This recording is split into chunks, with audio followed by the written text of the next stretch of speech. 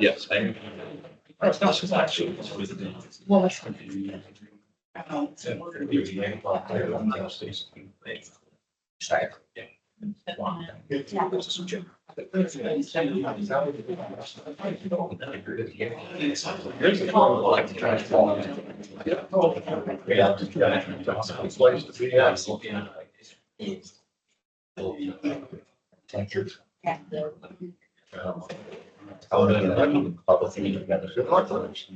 Like Saturday or something like that.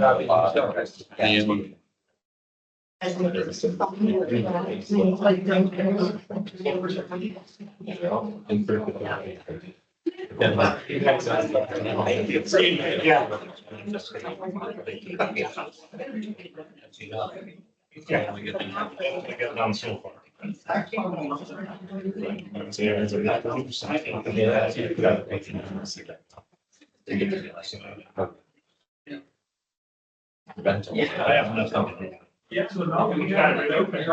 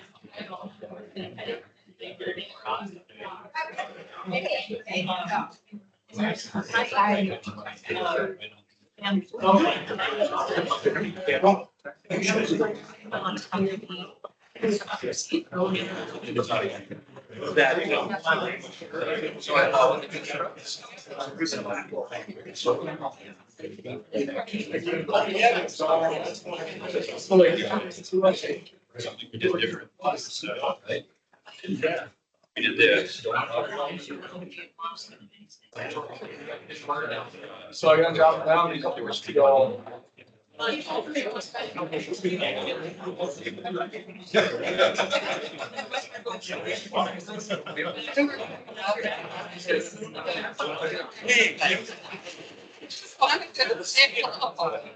There you go.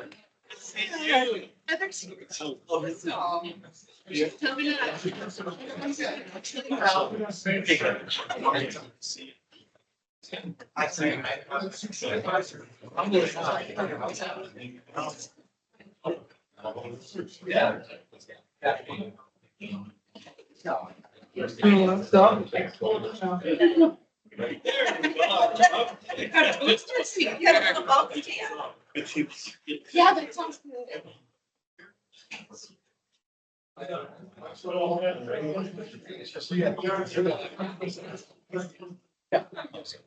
Also break that. Yeah.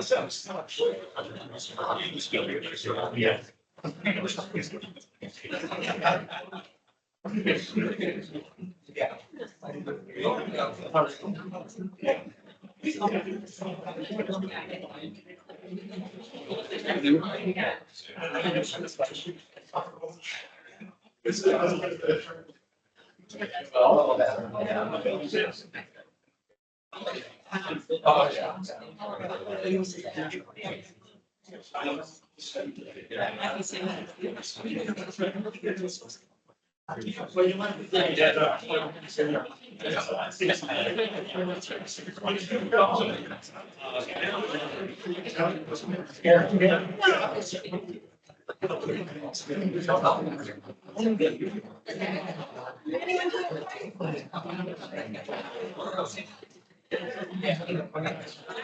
Good.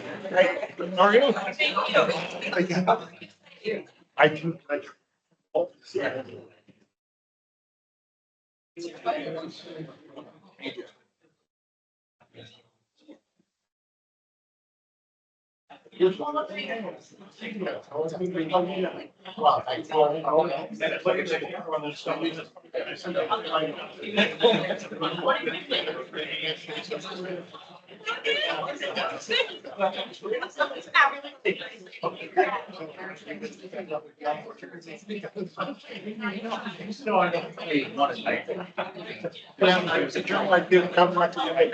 That's right.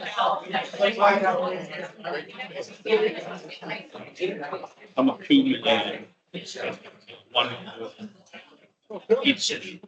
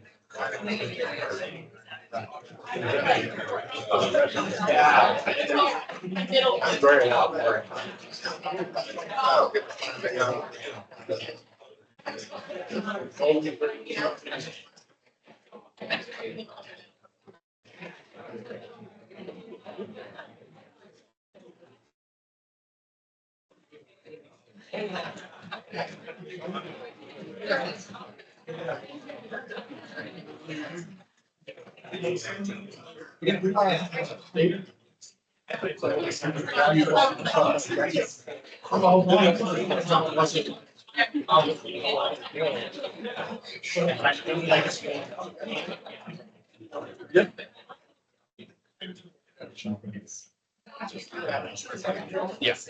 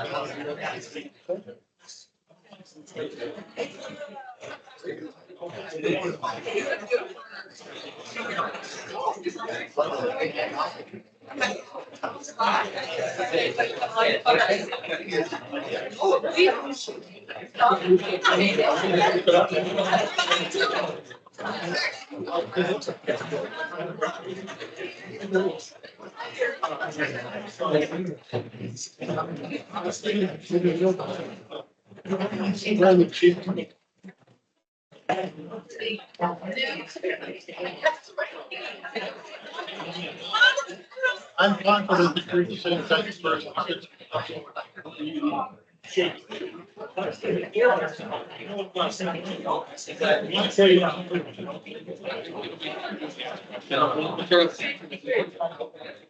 Good afternoon, everyone. You can take your seats. We'll get started. There is coffee, water, and cookies over there, I'm supposed to say. So please go have some.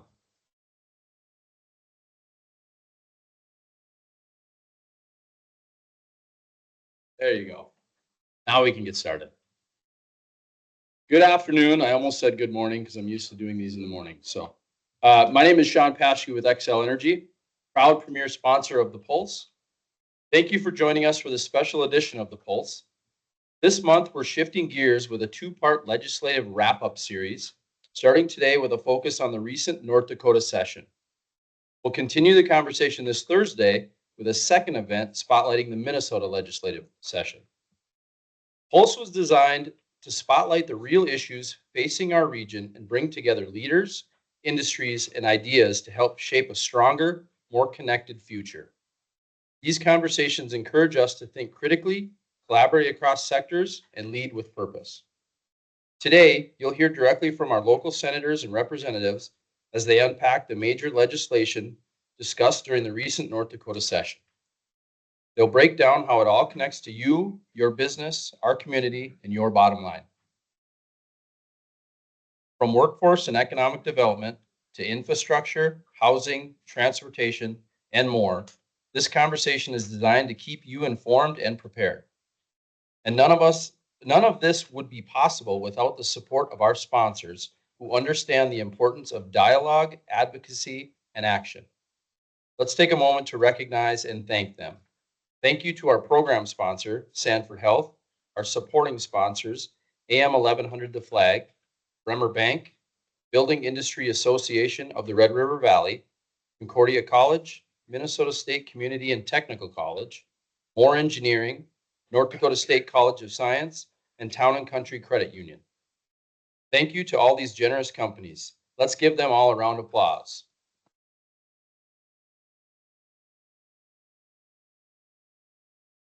Now I'd like to welcome Cale Dunwoody, Chamber Vice President of Public Policy, to the stage.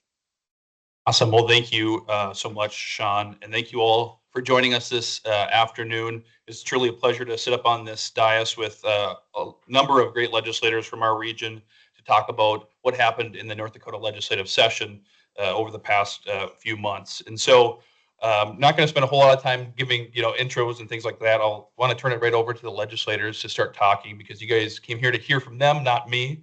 But just really want to thank all of our legislators again for being a part of this.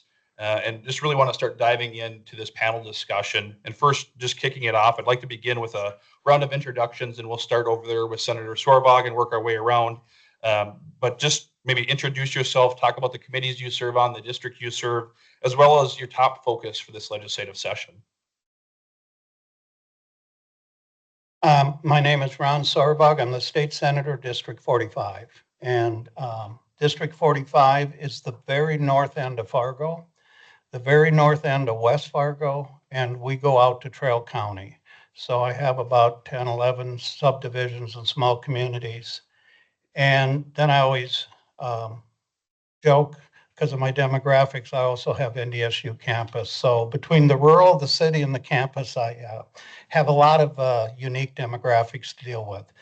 I've been in the Senate since 2011 was my first session, so this was my 8th session. The last 6, I've been an appropriator, and the last 2, I've chaired the Education and Environment Division of the Senate Appropriations Committee. So that's the only one I served during the session, and And I won't go into what we're doing in the interim because we are basically reviewing the session. So mainly one of my focuses I had in my division, we had water and higher ed budget, the K-12 budget, and the industrial commission. That's our 4 large budgets that we handle in that division. So with that, I'm done. Senator Boschee.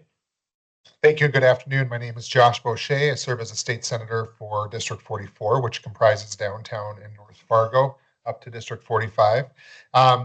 This last legislative session, I served on the Senate Education Committee and the Senate Workforce Development Committee. This was my first session in the Senate. I served in the House the 12 years prior. And my focus this session was specifically on the housing and homeless funding that we had advocated for and studied in the interim prior to this session and had a lot of successes and a couple losses through the session. So I look forward to discussing those with you later.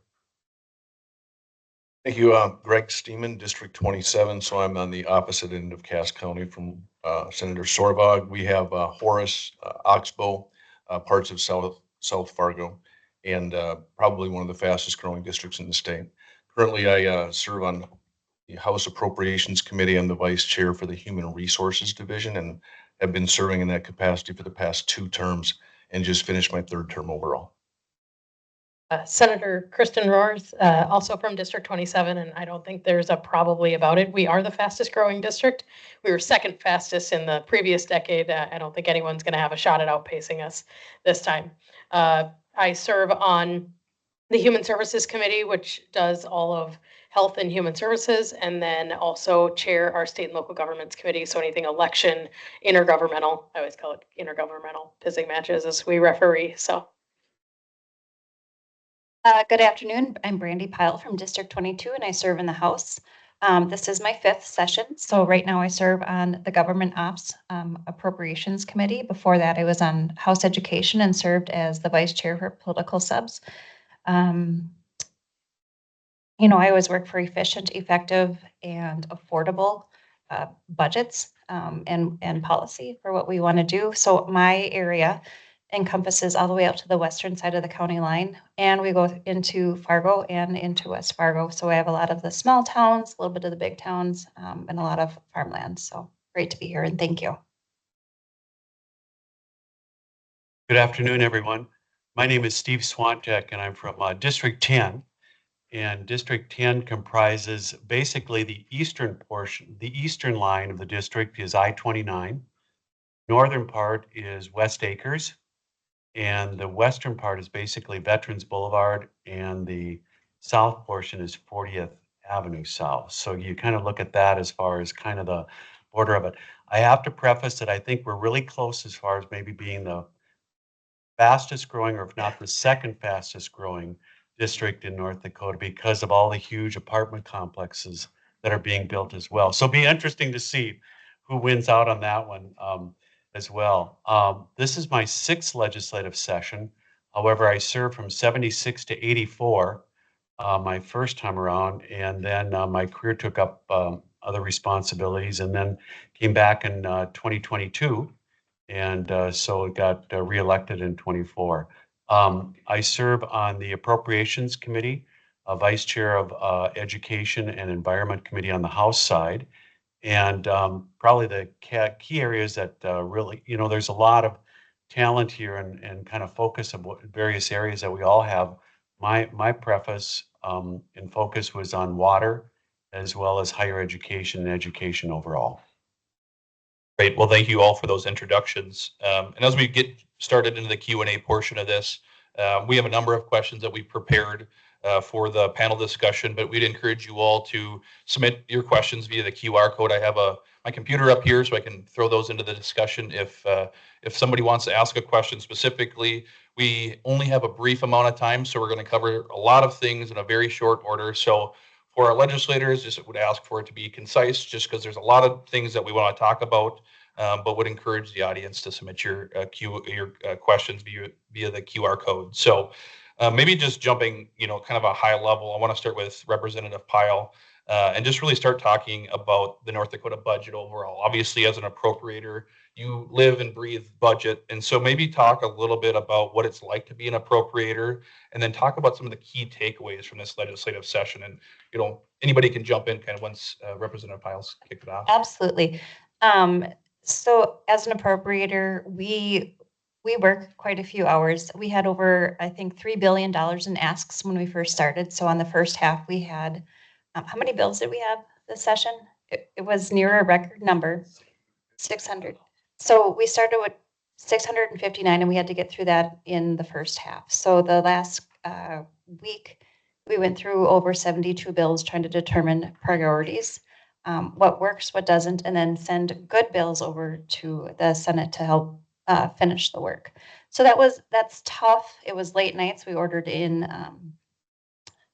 supper, but a lot of times we work with professionals to help guide our budgets. So when we sit down and negotiate out our oil, and we budget off of oil revenue. So that's our main driver. So we budget $59 the first year of the biennium and $57 per barrel on the second biennium. And that's where it is set.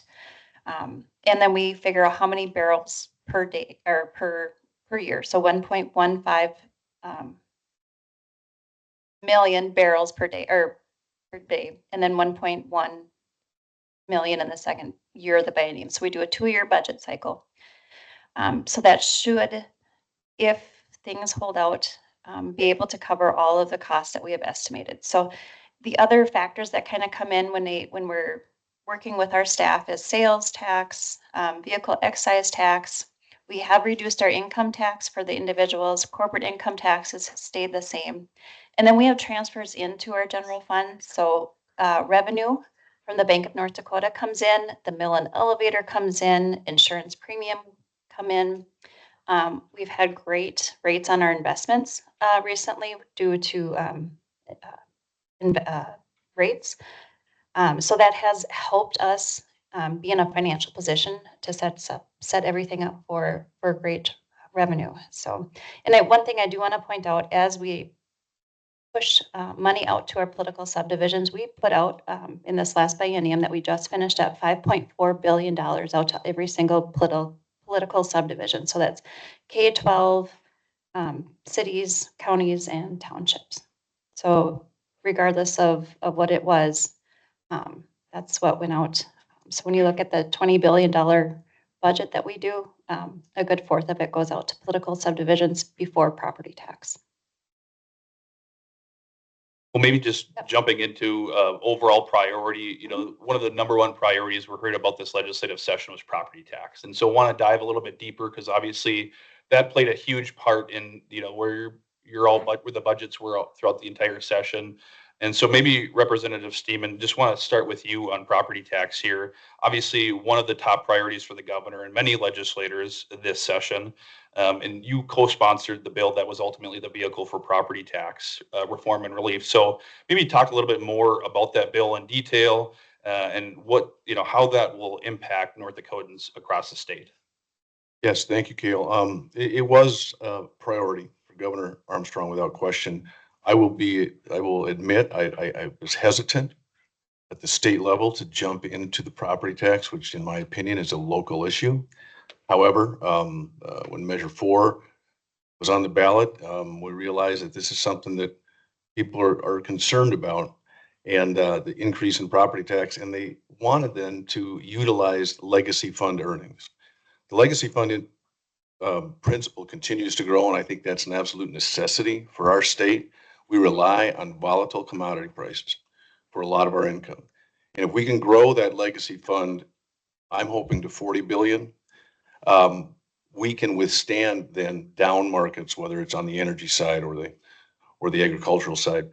But the earnings, the legacy fund earnings, our state manages approximately 24 billion in assets from an investment standpoint.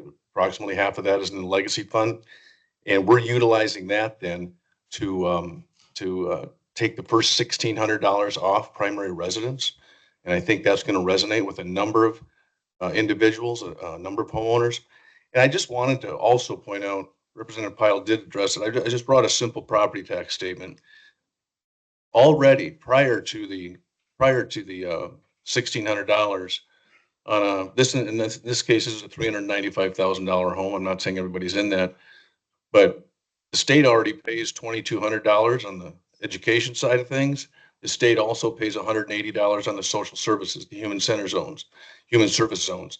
And so the state's already investing, and now this is an additional in the neighborhood of $450 million over the biennium. And I think people are going to realize some legitimate relief from a property tax standpoint.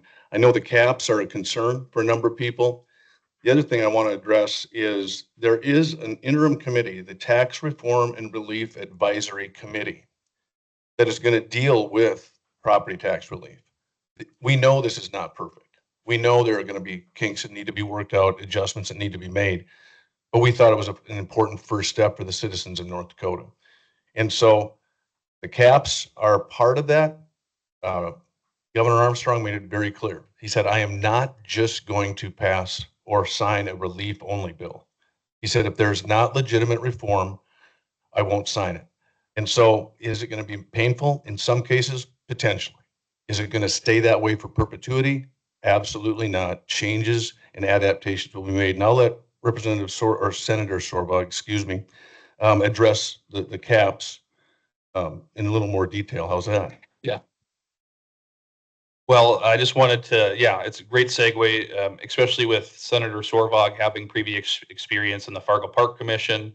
I just want to maybe touch a little bit from your experience how these caps will play, because obviously a lot of political subdivisions express some concerns. Right now they're going through their budgeting process. And I know we have a number of them in the room here represented. So maybe just talk a little bit more from your perspective on the caps overall. Well, thank you. The Senate and everybody followed it, and we were going to get to a good property tax bill, which we did. And there was some differences in the Senate and the House for a while, but I think a lot of it was, and the governor and positioning. But the problem is what Representative Stemen just read. We have done a lot of property tax relief. I've been there when most of it started. And we continue to come back, and everybody says you're not doing everything. Now, I understand local government. I was 12 years a park commissioner. I understand how it works. But somehow we can't just keep writing checks and then it grows right through it. And I'm not faulting the locals. I was there. We're under pressure all the time. There's a small group that say quit spending, but most people want something and they want you to spend on it, especially at the local level.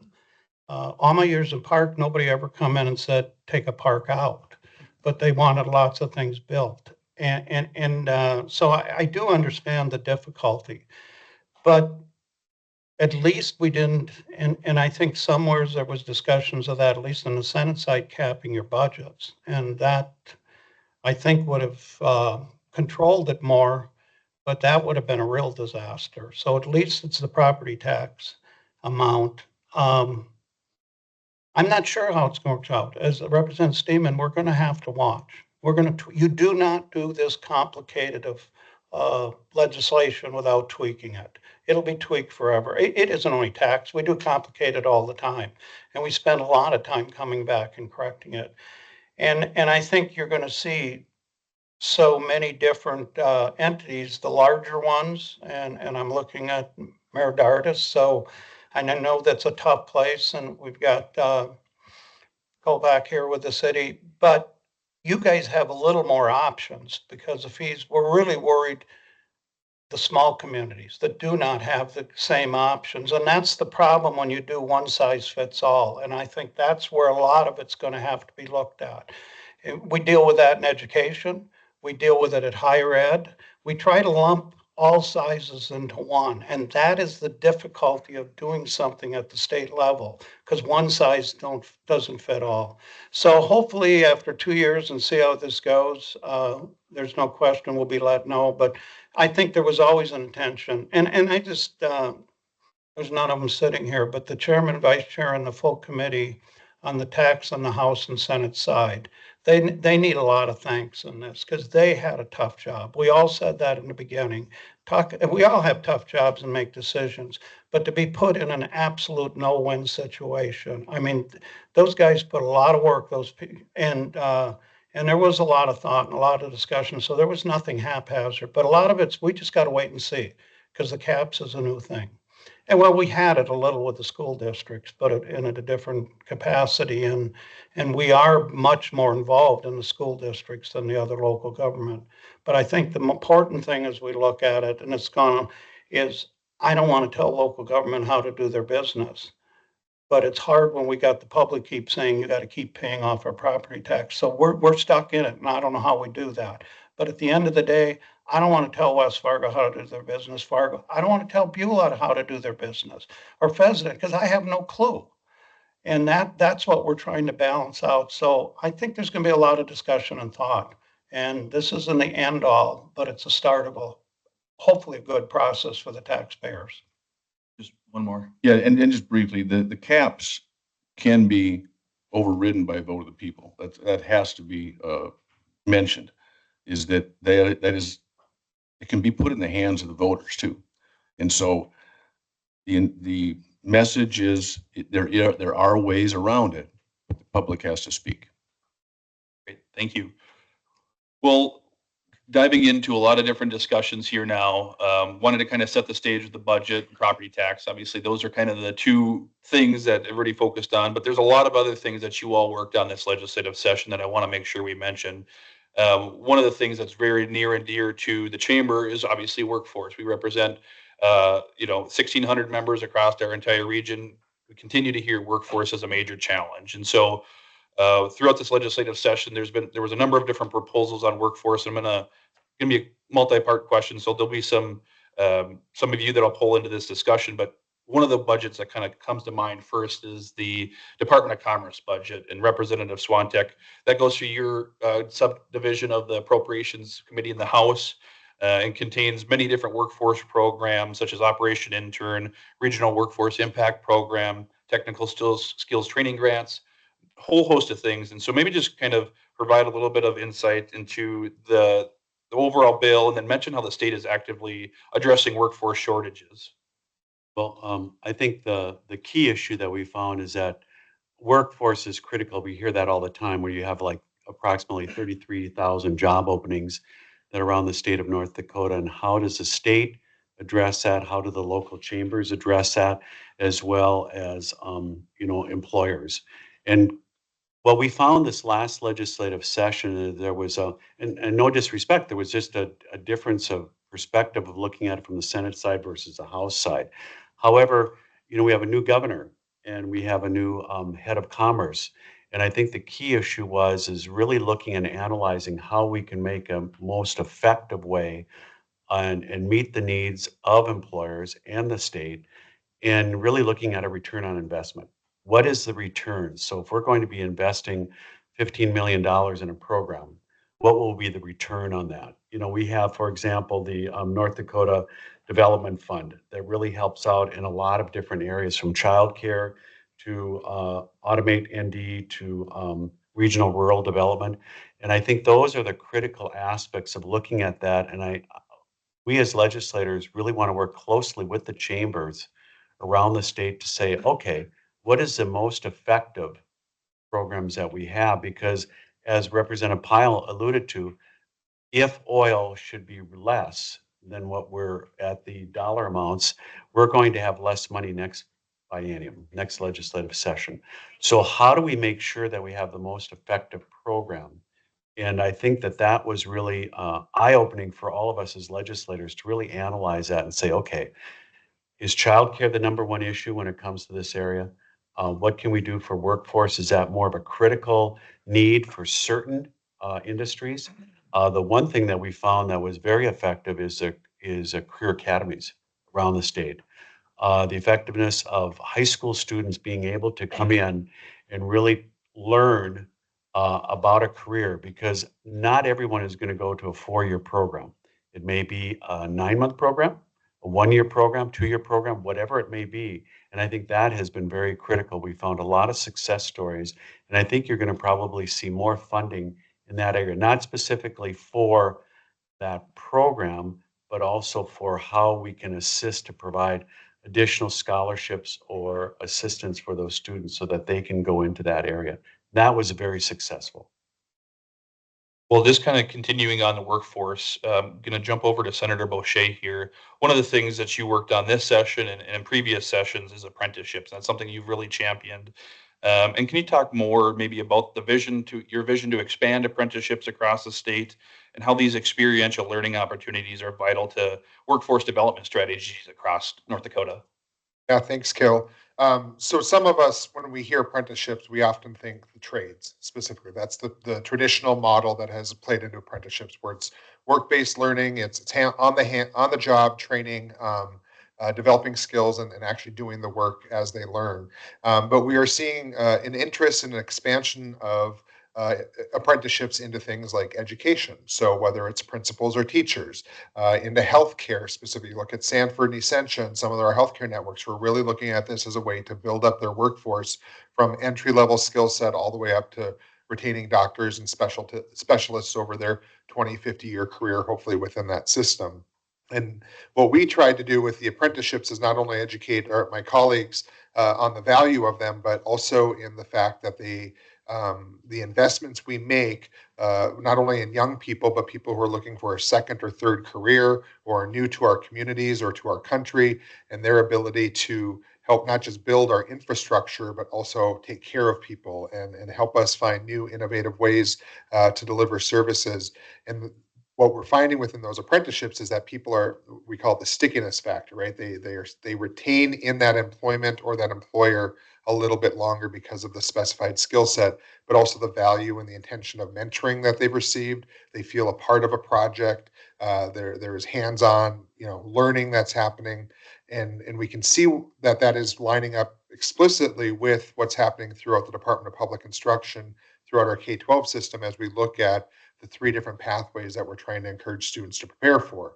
Whether they're considering post-secondary, whether they're thinking military service, or workforce, or going right into workforce. And so, especially with work-based learning, and implementing and doing some specialized funding throughout our education regions, I think we're going to continue to see that grow. And so, we're hearing from the federal government again, time and time again, about trying to give more things back to the state. And I think apprenticeship programs is a perfect example of where we can take more ownership in that as a state of North Dakota to make sure that they are appropriate.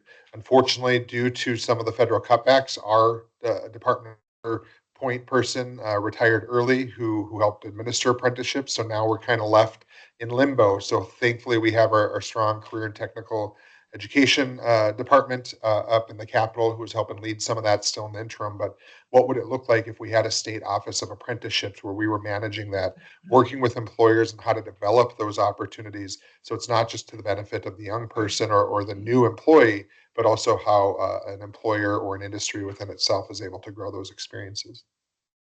Well, thank you for talking about that. Senator Roers, maybe just talking a little bit, still on workforce here, talking a little bit more about some of the activities that you took on this session about occupational licensure. I really want to dive into that a little bit more and how that relates to workforce. And I know that was kind of the charge you led. So maybe dive a little bit deeper into some of the occupations that were targeted, some of the processes that you're going through, and then how that directly relates to workforce attraction, retention, development, things like that. Thank you. Yeah, we've actually been working over the course of a couple sessions in a row here with the Department of Commerce, with their workforce department, but also with our Military Affairs Commission to say, how can we remove barriers to entry into practice? So I'm a nurse, I'm required to have a license to be able to do that, but how do we make it easier? For example, with the military spouses, you have the airman who gets transferred to Grand Forks Air Force Base, their spouse has a nursing license. How do we make that license as easy as possible to transfer? Teaching is probably the most common one that you have that trailing spouse with, and that by making it easier for them, we're making it easier for everybody. And so we've been able to utilize some resources in a couple different ways. This year we did the occupational therapy we did like 4 or 5. They're called a compact. And so what that is it's a group of laws that each state agrees to abide by. And if each state enacts the exact same laws, my license is actually good in 30 states. So I buy one North Dakota license, I can practice in 30 some states now. Unfortunately, one of them is not Minnesota. And so I'm able to easily move around within that, but also I can do a job where I can talk to somebody in other states as long as I'm licensed in that state. So it makes it so you can do a bigger variety of jobs, things like that. And so we've really worked in a group in the interim, but then also through our state and local government committee and the GVA committee over on the House side on trying to figure out how to enact as many, and now workforce committee in the Senate, enact as many of those compacts that make sense for us. We want to make sure that we're not lowering our standards in the process, but how do we make sure that we're kind of removing barriers while maintaining quality is one of those things. Another thing, worked with Governor Armstrong and his team to look at all of the boards, task forces, everything throughout this next interim to say, is this a board or commission or task force that needs to continue? If so, great. Do you need a little tweaking? It needs to work a little bit better, or is this maybe one that was created and is no longer needed? For example, I was on a medical marijuana advisory board that was enacted when medical marijuana was first passed on the ballot. A very stable program. We don't need a task force anymore, and so can we eliminate some of those things? Is there anything that can be combined? Things like that. So just really looking at things as critically as possible to say what's the most efficient way we can do it without losing the quality in the process. Great. Representative Swiontek, you said you had something to add on this. Just wanted to add one more thing, which is I think very unique and will be very helpful for the business community as well as nonprofits, other entities, is that the legislature appropriated funding for a satellite office for the governor to have right here in Cass County. And when we have the largest population of any county in the state, the legislature overwhelmingly approved that. And I'm very excited about that because instead of individuals here in this room or us or others, you can actually talk to someone right here rather than having to go to Bismarck or anywhere else. And they will also have meetings, activities, and there's a go-to person that you have. And I think that would be very beneficial and very effective for all groups and organizations right and here in the room. individuals. And she's right here in the room. Mary Christie. We're announcing you. Oh, we're glad to Mary have that. I Christie. think that's very exciting. Very exciting. Well, maybe just continuing on workforce, but taking a little bit of a turn to the things that kind of are ancillary to workforce, but are critical to the workforce and overall workforce attraction, development, retention, all those different things. Jumping over to Representative Stemen here on this, diving into the Health and Human Services budget a little bit more, which had some critical funding for childcare in there. And there's a number of other bills that were passed as well that we can talk about after, but maybe just talk a little bit more about the Health and Human Services budget, some of the provisions in there that included childcare, and really what that means for businesses and families across North Dakota. Thanks, Cale. It certainly is impactful, and we believe that it's directly tied to workforce. And you're right. It's this budget. We knew it would be bumping up against $6 billion. One thing I do want to echo, and some people will say, well, we don't care. About a third of that is federal, about a third of that is special, about a third of that is state funding, general fund. So I just want to make sure that people understand a big portion of that, oftentimes are federal match dollars, and they're very critical to the success of the programs we have. First of all, I think last biennium, a number of programs were implemented. I don't know if we did the best job of executing on those. And so I think that's something that we need to get better at, is more effectively utilizing the existing dollars and getting those programs, getting information about those programs out to people. And I think that's something we can do a better job of as a state. And one of the things that we did is an income tax credit,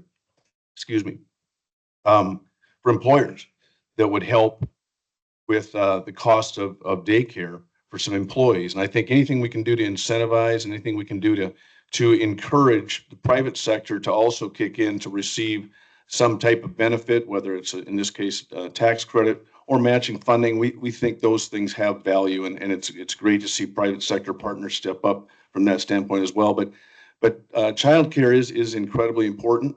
It's incredibly expensive, and it's critical to allowing people to get back in the workforce should they choose to do it. So anything we can continue to do as a state to offset some of that cost or limit some of the obstacles, I think is incredibly important.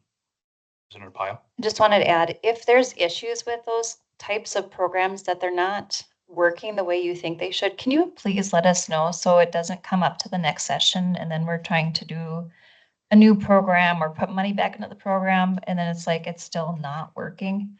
Because again, we want to be efficient, we want to be effective, we want to, be the best North Dakota and be the role model for the other states, because there's a lot of times they'll come to us and copy what we're doing. But if we're not doing it right, we got to do better. And so I completely agree with Representative Stemen. There were some issues with the child care rollout that we did. It was not implemented the way we wanted it as legislators, and we are committed to doing better. We're not going to be perfect. We're going to learn along the process, but we need to have the feedback from those who benefit from it. If I could, I think that's an important note for everyone to understand too. The way the legislature are trying to respond to not only our changing economy, but also the fact that we are all on term limits now, is we've invested in the legislative assembly or the legislative council, our office, more specific with policy analysis. And one of the first policy analyses that will happen internally to the legislature is looking at the child care programs.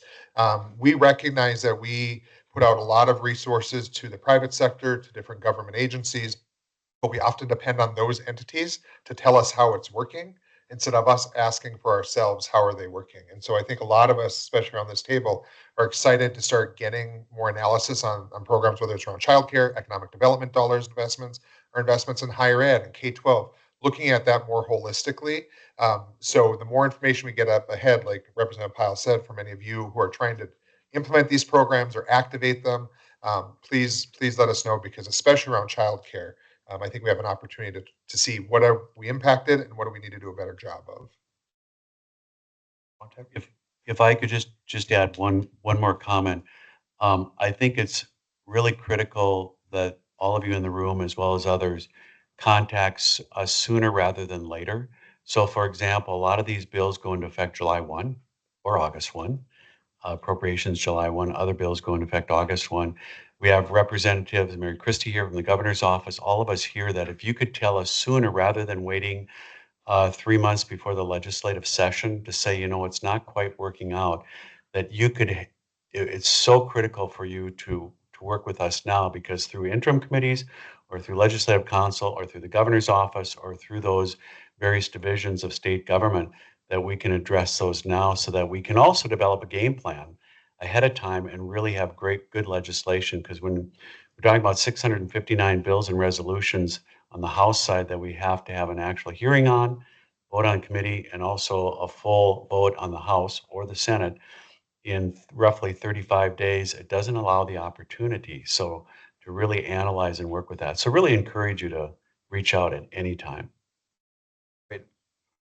Now, kind of similar to childcare, another thing that's ancillary to workforce is housing. We've continued to hear that housing is another barrier to workforce. And so really want to dive a little bit deeper into that, as that was an issue that was very vocal from the chamber this session as well. And so Senator Boschee, just going to start with you on this one. And there's obviously a number of you that worked on this as well. But the Governor Armstrong released about a $105 million strategy. Governor Burgum, before he left, had about a $95 million strategy. And then the interim committee from the last interim had over $200 million. And that was a little bit skewed because that's over two biennium. But they had a number of different strategies that came out or, were before this legislative session.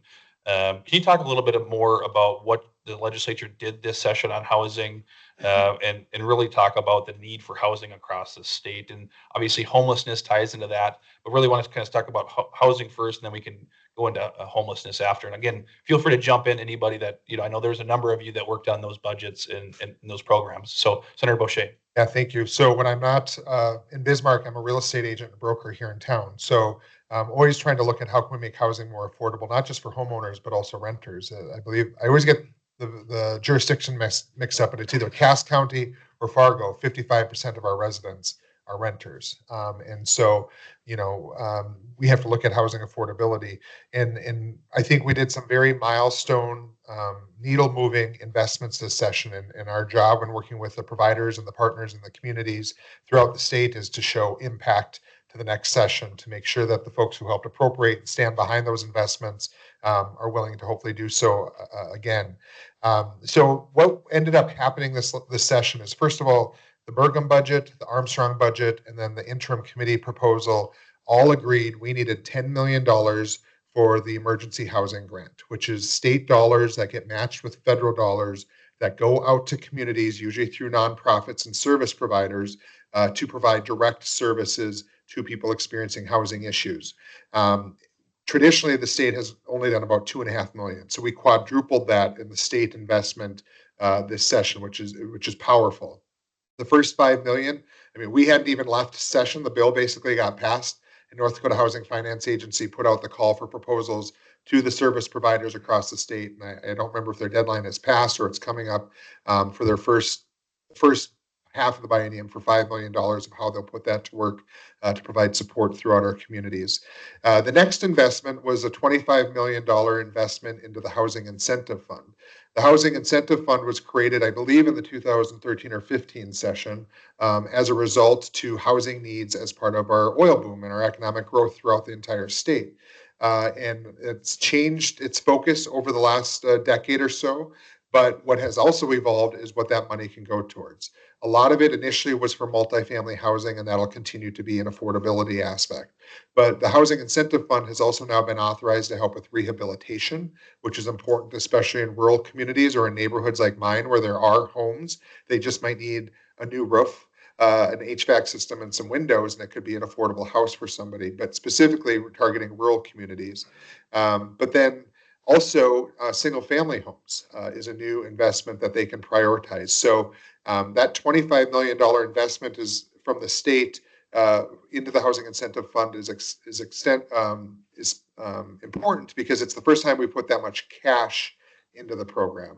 We've put more resources towards it in the past, but it's been a combination of financing and cash. So the goal is, again, that developers and communities are coming forward with shovel-ready projects to be able to say we need to build 5 housing units in Enderlin because we have this new industry coming into town and whatnot. There are some really, I'd encourage you to go to the North Dakota Housing Finance Agency's website. They have a lot of great examples of what's happened throughout the state. We here in our community are used to a lot of the multifamily affordable housing, whether it's 55 plus senior living, or the redevelopment of Lashkowitz Tower downtown, or some of the things with Cass County Housing out in West Fargo. But Langdon, for instance, has been able to build a couple twin homes to show their investment in the communities. There's other rural communities that are starting to show what this model could look like. And so we're excited about that and being able to show the impact. One of the unfortunate things that got cut this session, though, was the rent help program. That was $13.5 million that was housed in Department of Health and Human Services. As part of our housing funding strategy, working with the governor's office, we moved all the housing programs to North Dakota Housing Finance Agency, the goal being having one agency providing leadership around housing throughout the state. And in that transition, that $13.5 million got confused at times about, is this duplication of services? Is it, what is it? What isn't it? And what the rent help program is a legacy of COVID dollars from the federal government that helped keep people in their current housing. So you think about someone who loses their job or has a health issue and can't make rent for 2 or 3 months. This would help cover some of those costs, if not all of it, to keep them housed rather than being evicted, losing their housing, and then costing even more to the state or taxpayers. And so we'll have to continue to look at what that solution will be going forward.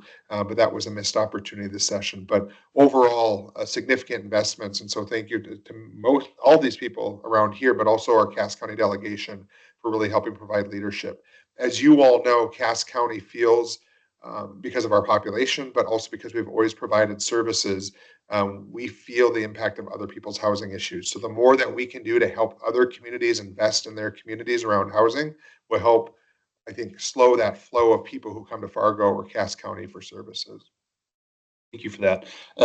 Maybe just diving in, just want to make a note. We're about 15 minutes to the end, so I want to try to get through a number of different things here. So we're going to try to speed it up just a little bit, and by no means is it diminishing the importance of these things, because there's a lot of important things that we're going to talk about here in the next 15 minutes. But homelessness, and jumping over to you, Representative Stemen, talking about the Diversion Deflection Center, that was something that we worked closely with you and others and on this session. Can you talk a little bit more about homelessness and kind of what are some of the strategies? I know in that Housing Finance Agency budget, there was about 10 million for those homelessness grants, but maybe just talk about the sentiment of homelessness and how we can really, as a community, strategize to address some of these challenges we're facing. Yeah, certainly. By the way, going back to the 35 million, you was talking about the 10 and the 25, that's the most famous $35 million in the state's recent history. So anyways, it's nice that it got out. But the Diversion and Deflection Center, it's a concept of really centralizing and the services that homeless people will need. And I think it also encourages better behavior, for lack of a better term, by, if law enforcement finds somebody and gets them to these services, they won't be charged with anything as long as they continue and adequately seek all these services. Representative Boschee talked about this earlier. People will say, and I'm not completely sold either. It's a proof of concept, I think, that people have to look at in the best way we can possibly implement it. But one thing people will say is if you build a facility like that, more people will come and access it. I'm not going to deny that, but I think the important thing for people to understand, Fargo is a regional hub for this already. This is the largest city in the region. The people that need these services are going to come here already. They already are. And so can we do a more efficient job, more effective job? I will tell you this. When I introduced it, Representative Swiontek was supportive. I got chewed out right away via email. Why on earth would you put it there? And I said, well, I have no control over the location. We are seeking the funding. The city of Fargo or Cass County would determine the location. And that's one of those issues. Everybody wants it taken care of, right? But I don't want it affecting my backyard. And so it's a delicate matter. I think the conversation's necessary. And I think the concept of what is effective in other communities, we've got to look at all those things and evaluate those things accordingly. And how can they positively impact the community of Fargo? Moving on to some other topics, I want to talk a little bit more about economic development across our state. And there were a number of bills that were introduced this legislative session that the chamber and other organizations felt that would have hindered our economic development across the state. Things like the implementation of blue laws, bringing those back, foreign ownership bills, even the daylight savings time elimination, a number of different proposals that would have just made the business climate in North Dakota a little bit less vibrant than it is now. And so, Senator Roers, I want to just turn it over to you to talk a little bit more about these. I know some of these didn't necessarily go through your committee or through your chamber. Most of them did. But most of them did.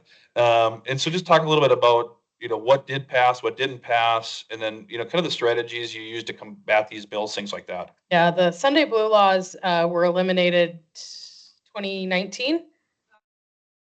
I think 2019, I'm asking my cousin because her dad gets endless crap about the fact that he voted to keep them one time and we convinced him the second time to get rid of them.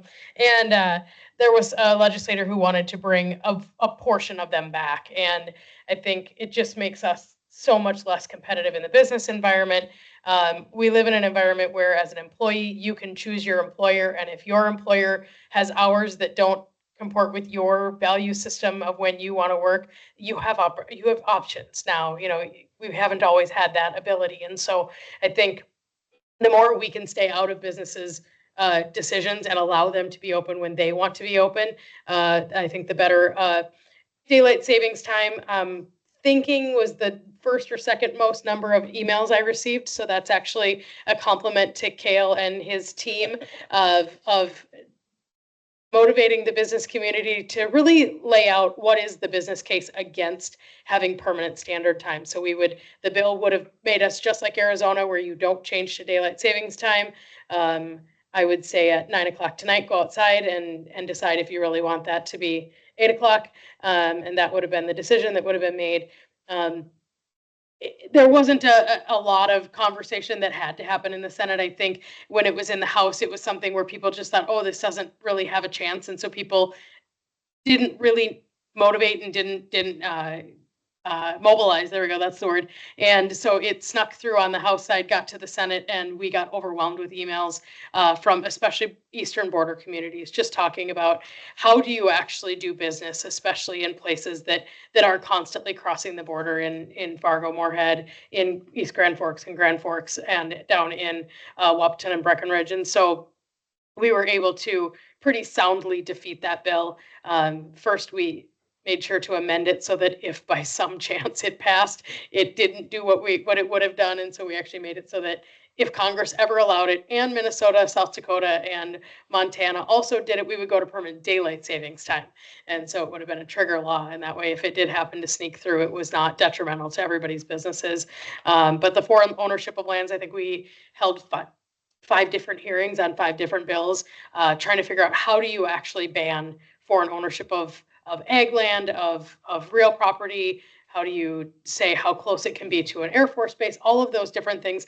And the biggest challenge we had is it really isn't a state issue, it's a federal issue. And so the former adjutant general, who's now the chief operating officer for the governor, was very, very aware of how this issue works, having kind of been intimately involved with the Fufang situation up in Grand Forks, and was able to tell us, please don't pass the bill where it is an outright ban. Please just give us the permission to essentially deal with the federal government and look into this. We promise we're on it. And since in the last month or 6 weeks, I would say, it might even be in the last 2 weeks, Brooke Rollins from the Department of Agriculture at the federal level has actually come out with some executive orders that have done exactly what we've been asking the federal government to do. And so luckily took that off our plate, but that was something that was really difficult as a state to say, how do we get involved in this? Some of the solutions were the county clerk or county recorder was going to have to be the one that said no. Well, the deed is already transferred by the time it's being recorded with them. And how are they supposed to know? So then they're like, oh, we'll put a checkbox on it that says, I am allowed to buy land in this state. And my question was, if you aren't allowed and you're trying to buy land for nefarious purposes, is a checkbox really going to be the thing that's going to stop you from that nefarious purpose? And so some cooler heads were able to prevail, and not quite as much of a knee-jerk reaction. We were able to implement something that was a little more rational and with the hopes that the feds would step up, and they have. Just staying on economic development quick, Senator Sorvaag just wanted to talk a little bit more about the Industrial Commission budget. One of the things that was in that budget, which is a large budget overall, but was some funding for a west-east pipeline. And I know you were on the conference committee for that. And I know we have a number of energy providers in the room as well. And so maybe talk a little bit about the process and timeline for developing this pipeline, kind of what the state funding is there, because I know it's a little bit complicated. It's not like a direct appropriation. There's some different things to incentivize the development. And then maybe talk a little bit more about what this could mean for the economic development in our region specifically. Well, on that, there was a lot of discussion at the end, and for this pipeline, it's critical to our area. We know that, but we didn't want to get into directly financing it or funding it. And we already went through this about 2-3 years ago to have a pipeline go across the northern tier, and it all fell apart because we don't want to fund the whole thing. But what we're basically doing in these is we're buying space on the lines. That's what we're guaranteeing. We will buy so much of the gas. So when they're going, because the main problem to develop it is it's kind of that catch-22. They can't afford to make the commitment unless the customer's there, and no customers are going to commit until the line's there. So what we're basically doing if this goes forward, and we put some more checks and balances because we just didn't want to put an open-ended and get it done. So they've got a couple years to get action, and I think it's going to go. And there's actually parts of it that can be built without our involvement, but it's to get it to Cass County. We're the big market. That's where it needs to get to. But I think to simplify it is all we're doing is guaranteeing we will buy so much of the space on the line until it's sold off. And ideally, within a few years of the businesses develop and all that and start using it, then the state's out of it. So that's kind of summarizing. We went around how much space do we want to buy? How much do we want to commit? At one point, it was 30 million a year, and then it was 60 million, and then it went around, but we ended up with 50. So it's a good deal, but it still puts it in the hands of the companies. But it does help them because they know we are going to buy so much space on the line for a certain period of time. Well, there really is no end date on the line, but there's a confidence. So because it's critical. And I think everybody knows that to get that gas. We just well be burning North Dakota gas because we're not doing that now. And it really frees up a lot of the present gas to help Grand Forks too, even though this original line. So there's a lot of positives to the economy. So hopefully it can go forward. We're not running the show, but we're helping to back it. And that's what we should be doing as a state. Great. Senator, if I could just add, could you talk about, this isn't a new model. This isn't something we created. This has been successful elsewhere, correct? Yes. And it's still on. I'm deaf, but I can hear that I'm on.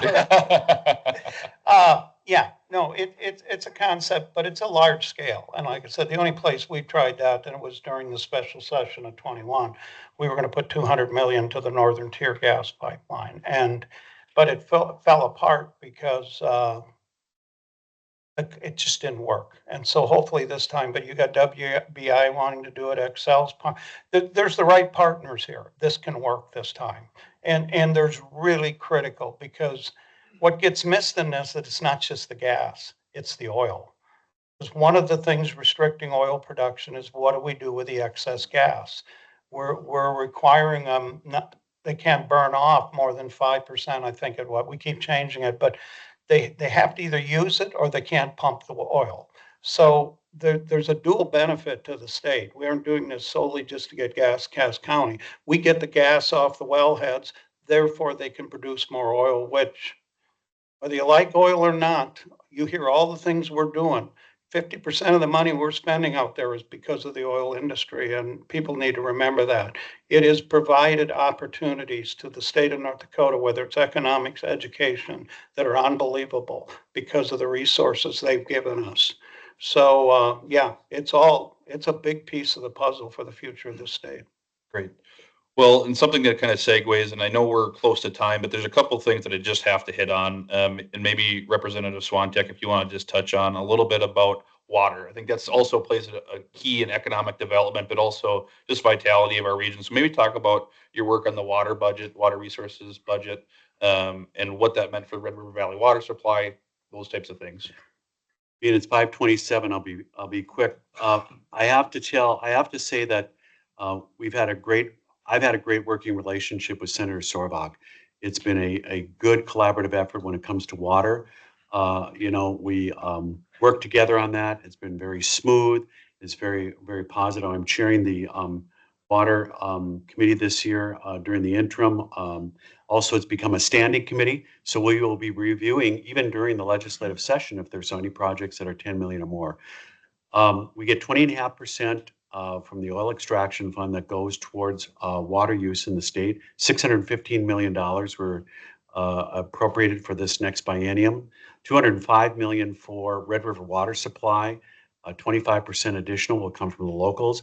50% of that project will be approximately 50% of the population will be impacted by that Red River water supply. It's a 6-foot pipeline, approximately 119 miles, that will be used for economic development, will be used for water for anyone when there's drought and when there's those types of issues. So that's in a nutshell. We work very closely with Lake Area Water as well as Garrison on that. And we want to get that project. And we have roughly about 580 million remaining that we have said that we're going to help assist with.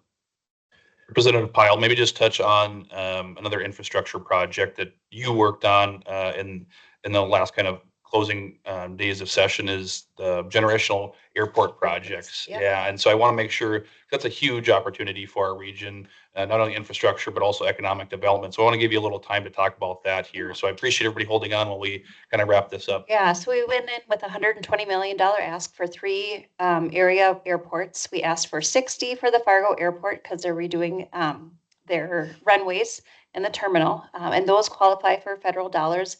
The parking ramp does not. That is being paid for separately by parking fees. We got 45. And I know Senator Hoeven has been working very hard and diligently trying to get some extra federal funds to help pay for the terminal and the apron and the runway. So those have a lifespan. They need to be kept up so they can come in. So we have about 60% of the air traffic. They've had record numbers of boardings. Pretty much all of the FedEx, UPS, Amazon, all the things that come into North Dakota, they're coming in here on our side of the state. Excited about the 45. Wish we could have gotten more. I mean, it was a 25% hit that we took. The other airports I'm going to talk about got less of a haircut. So I'm a little bit sad that we always seem to have to carry a little bit more of our weight. So Grand Forks, our sister city to the north, where we have, one of the best aviation schools, they asked for 30 million, they got 20.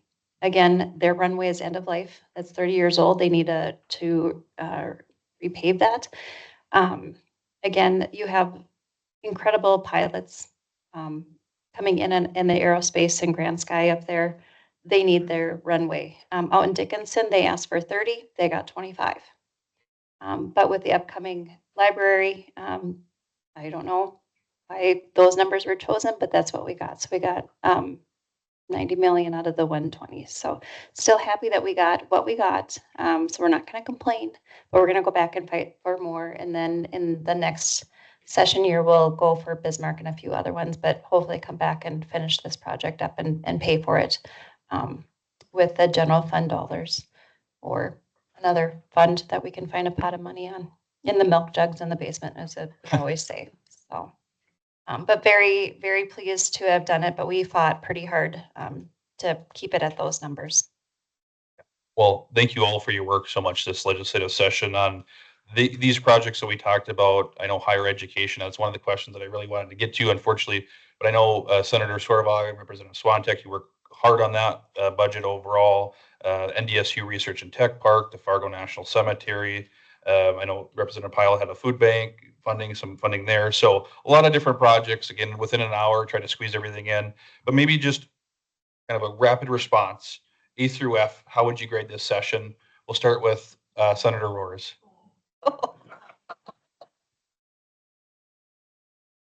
You. Okay, I'm going to go with a E+. I think we did a lot of really, really good things.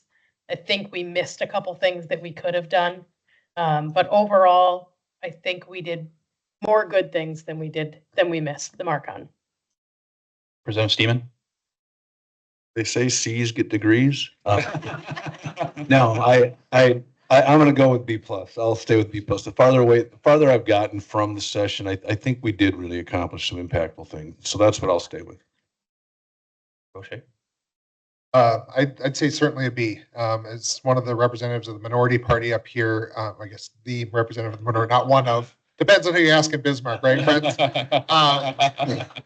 So I think we did overall a good job. And I think what's important to note is not only the things we passed, but the things that we defeated. And that was because we elected good people who were focused on their communities.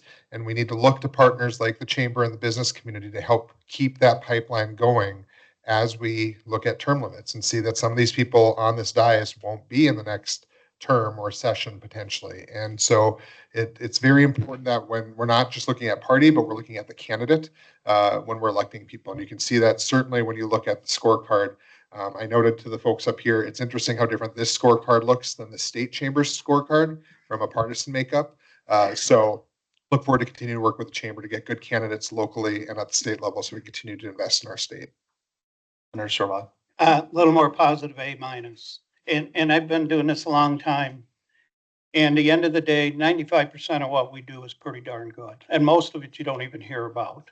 You hear about the 5% that makes the headlines, and that's the sideshow. The real stuff we're doing, it's unbelievable the last years, what we have been capable to do for the residents of North Dakota. And we've had the resources and we've handled them pretty darn good. I mean, to be able talking what we're doing, property tax relief, doing all that, most states don't even have that opportunity. So I think we're managed it good, and I approach it from an outlook. There's a reason there's 141 legislators. There's a reason there's a governor to sign it. I'm not supposed to get everything I want. So if I get 80, 85%, I'm pretty happy. And that doesn't match up how you're graded in school, but to me, that's A-. That means we had a good session. And at the end of the day, I think we did a pretty good job. Representative Swiontek.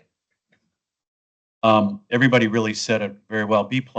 And I'm very excited about the interim because of some of the things that we're really going to be analyzing and looking at. And when it comes to higher education funding formula, sentencing guidelines, all of those other areas from childcare and workforce, it's very exciting to look at that. And also when you factor in that we are a citizen legislature, legislators that have a servant leadership, they want to get back to the community in their own respective ways. And that's what I'm very excited about. I would give it a B+. I think we did actually do good work. With Representative Stemen, when you kind of back away and give it the 30,000 look, there was a lot of good work done for the state of North Dakota, for our communities. When you're in the thick of it, you don't always see the good. You just always focus on the bad, because I think we do that naturally as human beings. I do think there were a few missed opportunities, but that just means we get to try again next year. The work was a little harder this year, getting to the end line, I feel. But still, the end result, and I would agree with Senator Sorvaag, it's not always perfect. It's not everything we're always going to get, but my colleagues up here, and there's a few in the audience, it's always good to work with those who are respectful, and you can banter back and forth and tease a little bit, and just know that it's about the bill and about making a good difference for our community and for our state and the nation, versus making it something different than it's not. So yeah. Great. Well, before I welcome Shannon up, I just want to give a round of applause to our legislators here, but also legislators out in the room there as well.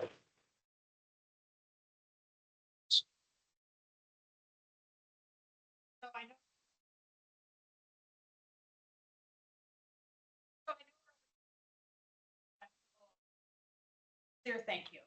The leadership that our legislators show us each and every day make a difference.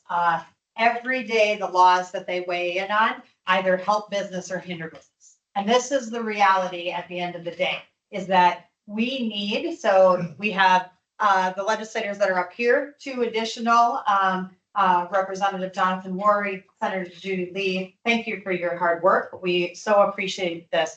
I will just tell you that the one thing that the chamber is getting asked more and more is because there is huge concern about what's going to happen with leadership when we hit term limits, what's going to happen when we don't have the fabulous leaders that we have sitting in front of you. So we're coming out really bold. We are going to stand up the Center for Civic Engagement. We are going to be very vocal with our business leaders, asking all of you, asking as leaders of the business community to let us in to talk to your employees about what are these opportunities? What does this mean to run for office? What are the pros and cons? What are the myths and risks about this? And then to the employers, what are the benefits to the employers to have your people running for office? And so we are at a critical time, and we believe that we are leveraged really well with 1,600 plus business leaders to help cultivate candidates that are pro-growth, business-minded, sane-centered individuals that want this region and this state to continue to grow. So we are really committed to this. I will tell you that I commend the chamber board leadership for that, because this isn't going to be easy work. We're not going to please everyone. For the first time in the legislative review guide, which I hope you help to pass this around, for the first time we did put a top 10 exemplary leaders, and we said, because too often we don't shine a light on the leaders. The 6 of them are here, Senator Lee, Representative Worry. We don't shine a light on the leadership that's great, and we need to do that. We also need to hold accountable the leadership that isn't. And so the voting record is in there. We will be bold with that as well. And so we ask for your partnership and we ask for your help as we go forward with this. If you have a company, if you're on a leadership team and you're willing to have us come in and have a conversation with your employees, just a simple conversation, because you never know who the next leader is unless we ask. And we need to be much more proactive about that. So that's what we're working on. We are so fortunate to have the leadership that we do here in Cass County. At the same time, we're the largest district, we have the most representatives. We need to be able to leverage that to the greatest extent we possibly can. So the next pulse is on the Career Innovation Center.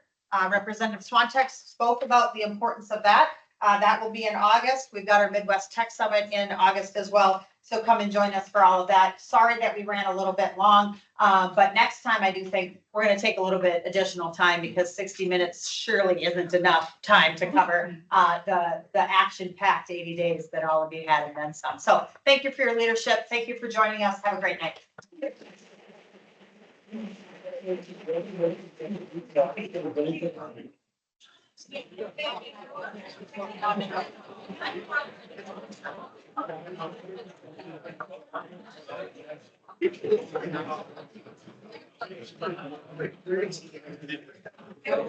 Yeah,